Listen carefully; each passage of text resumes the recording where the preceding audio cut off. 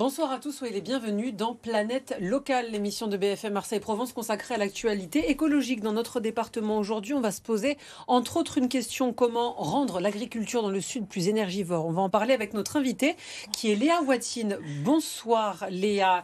Moins énergivore, voilà, j'ai fait un lapsus et je m'en rends compte évidemment. Moins énergivore, vous l'aurez compris. Léa Watine, chargée des partenariats au GRS. Bonsoir. Bonsoir. Merci d'être notre invitée. À mes côtés, comme chaque lundi, c'est Julie du Média Gomède. Bonsoir Julie. Bonsoir Sophie. Et on va commencer tout de suite avec toi et l'actualité.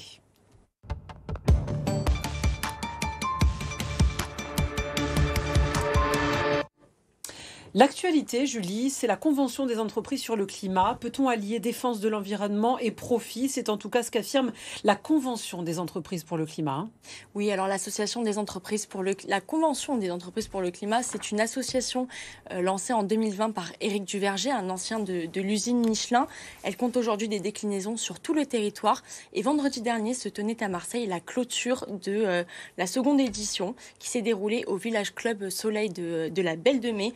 Alors, plusieurs entreprises, une bonne soixantaine, ont participé à cette cérémonie de clôture avec des grands groupes locaux comme Honnête, la SNEF ou encore le Club Top 20 qui réunit les grosses entreprises du territoire. Cet événement venait donc clôturer 10 mois de travaux au cours desquels les chefs d'entreprise ont participé à des ateliers de sensibilisation à l'environnement.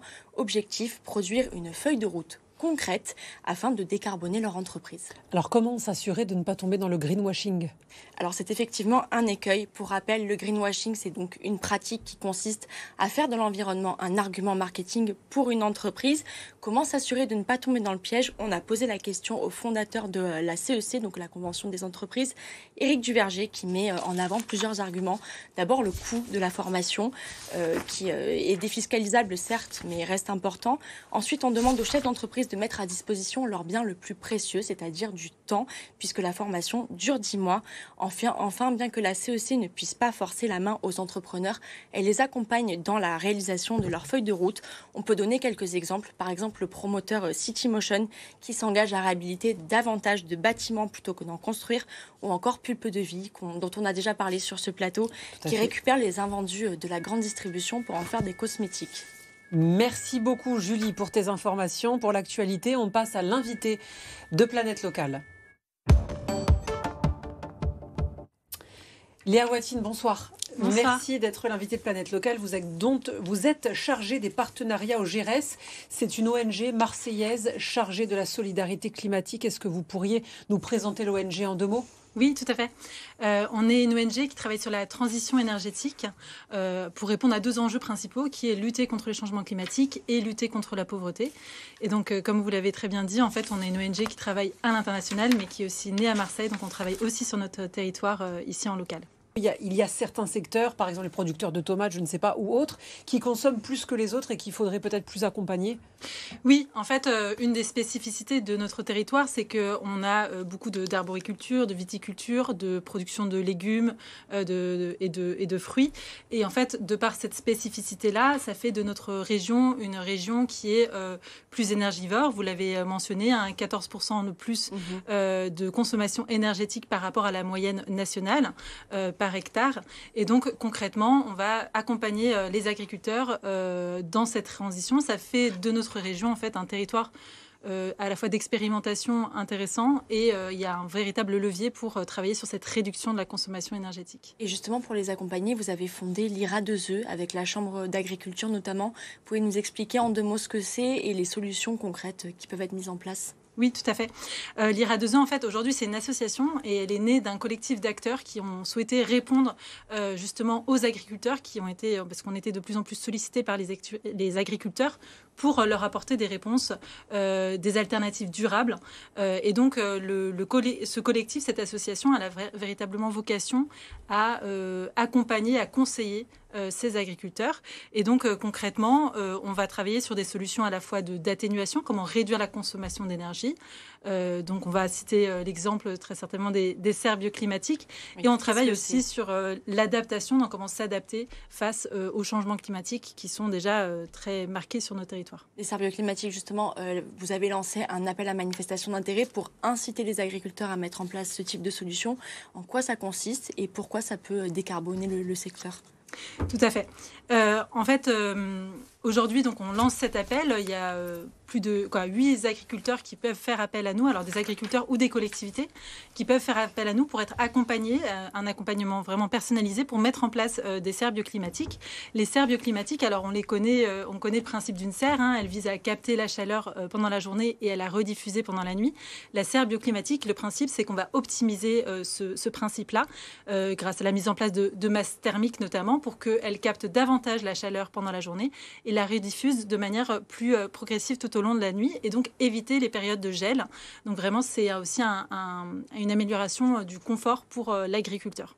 Et effectivement, j'imagine qu'il y a aussi une moindre dépense énergétique qui se répercute sur les finances de l'agriculteur. Donc c'est aussi une solution économique.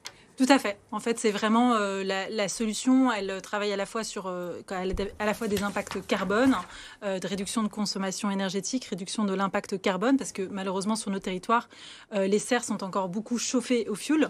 Donc vraiment, c'est pouvoir apporter une solution durable à cette solution-là.